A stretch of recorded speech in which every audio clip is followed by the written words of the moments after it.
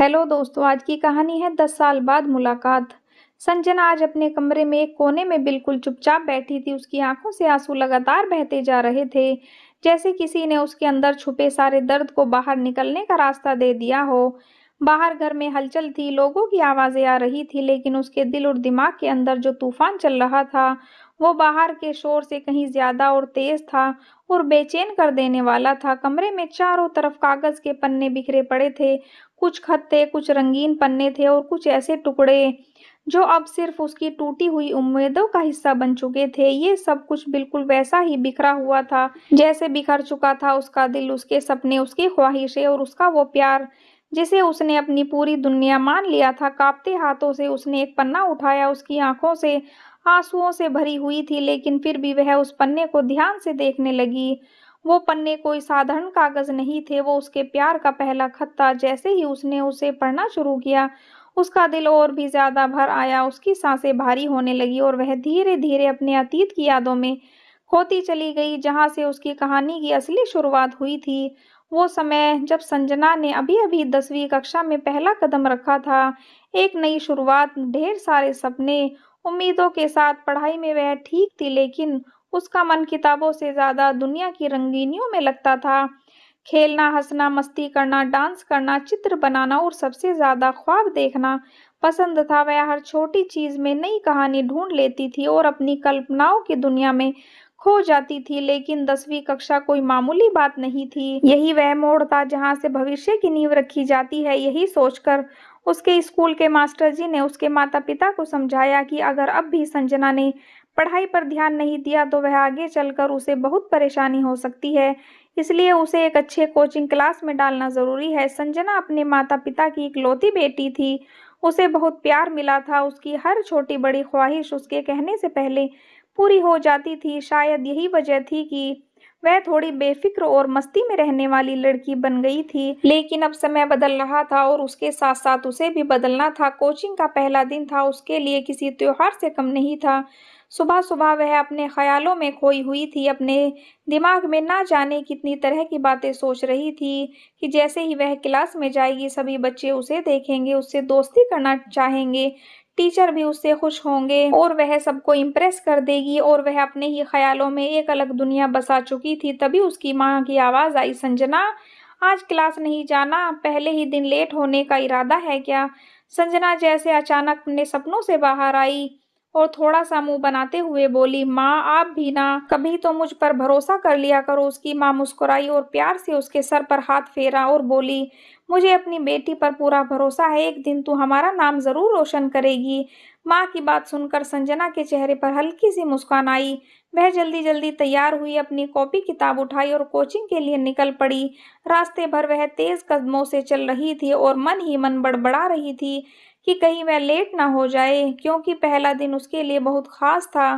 करीब 10 मिनट बाद वह कोचिंग पहुंच गई। वहां पहले से बहुत सारे बच्चे मौजूद थे, सभी एक दूसरे के लिए बिल्कुल अनजान थे, लेकिन संजना के लिए ये सब नया और रोमांचक था। जैसे उसने क्लास का दरवाजा खोला, सभी की नजरें उसकी तरफ मुड़ गई।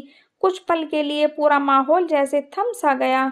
संजना सच में बहुत सुंदर थी, उसके चेहरे पर एक अलग ही चमक थी, जैसे कोई मासूम परी धरती पर उतर आई हो। उसने हल्की सी मुस्कान के साथ सबको देखा और अपना परिचय दिया। उसकी मिलनसार प्रकृति के कारण उसे ज्यादा समय नहीं लगा उसके साथ घुलने मिलने में। कुछ ही देर में उसने कई नए दोस्त बना लिए और माहौल बिल्कुल सहज हो गया। थोड़ी देर में मास्टर जी क्लास में आए और पढ़ाना शुरू कर दिया। सब बच्चे ध्यान से पढ़ रहे थे। तभी अचानक दरवाजा खुला और एक लड़का भागता हुआ अंदर आया। वह हांफते हुए बोला, सॉरी सर, मेरी साइकिल खराब हो गई थी। लेकिन मास्टर जी बहुत सख्त थे, उन्होंने उसे सजा के तौर पर एक पैर पर खड़ा रहने को कहा और दोनों हाथ ऊपर उठाने को। पूरी क्लास हंस पड़ी और संजना के चेहरे पर एक हल्की सी मुस्कान आ गई। उसी दौरान उस लड़के की नजर संजना पर पड़ी और वो बस उसे देखता ही रह गया, जैसे समय वहीं रुक गया हो, जैसे उसकी दुनिया अचानक बदल गई हो। संजना जब जब उसकी तरफ देखती, दोनों की नजरें टकरा जाती और फिर दोनों तुरंत नजरें झुका लेते, लेकिन उस एक पल में ही जैसे बहुत कुछ कह दिया जाता।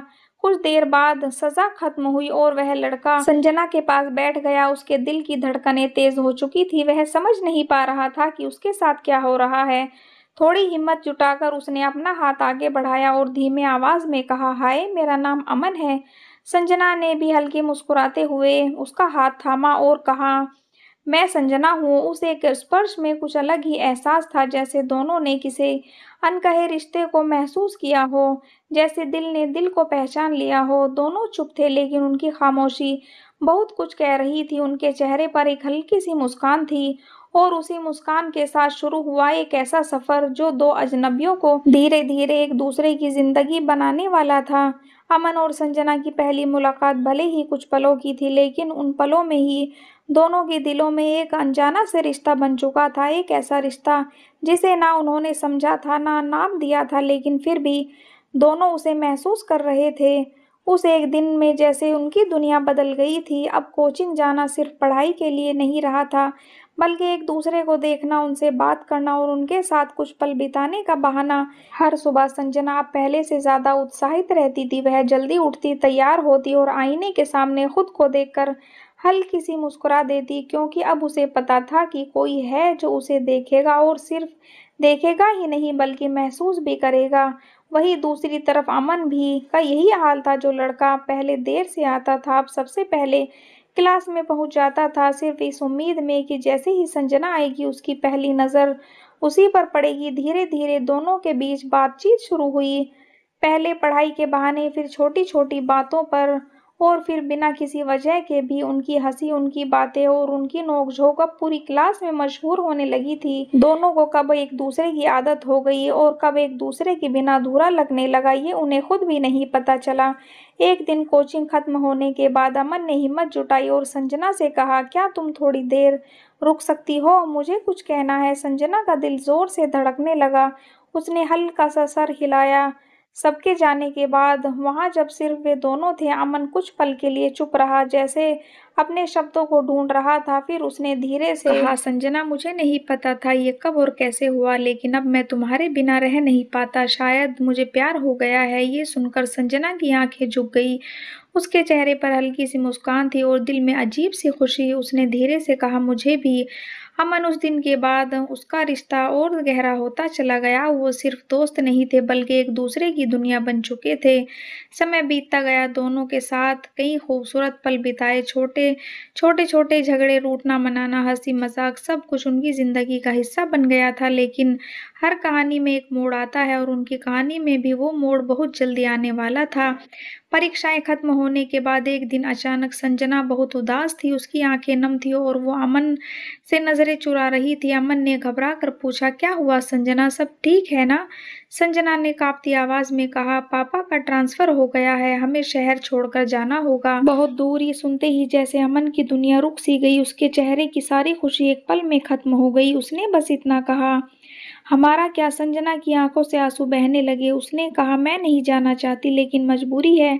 उस दिन दोनों बहुत रोए। शायद पहली बार उन्हें एहसास हुआ था कि प्यार सिर्फ खुशियां नहीं देता, दर्द भी देता है। आखिरी दिन स्टेशन पर खड़ी ट्रेन और दो टूटे हुए दिल। अमन ने संजना का हाथ थामकर कहा, वादा करो तुम मुझे भूलोगी नहीं। संजना ने रोते हुए कहा, तुम मेरे दिल में हो, तुम्हें कैसे भूल सकती हूँ। ट्रेन चली गई और उसके रास्ते अलग हो गए। समय बीतता गया, दिन महीने बन गए और महीने साल। संजना अब अपनी जिंदगी में आगे बढ़ चुकी थी, लेकिन उसके दिल में कहीं ना कहीं अमन आज भी जिंदा है। वही पहली मुलाकात, वही मुस्कान, वही एहसास। एक दिन अचानक पुराना खत पढ़ते हुए उसकी आंखों से आंसू बहने लगे। तभी अचानक दरवाजे पर दस्तक हुई। उसने आंसू पोंछे और दरवाजा खोला। सामने अमन खड़ा था।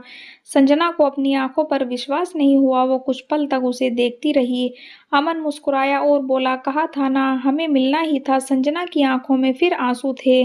आंसू बहने लगे, लेकिन इस बार ये आंसू खुशी के थे। वो दौड़कर अमन के गले लग गई। पता चला कि अमन ने उसे ढूंढने के लिए बहुत कोशिश की, सालों तक इंतजार किया और आखिर उसे ढूंढ ही लिया। इस बार उन्होंने एक दूसरे का हाथ थामा और कभी न छोड़ने का वादा किया। कुछ रिश्ते वक्त से नहीं, किस्मत से बनते हैं।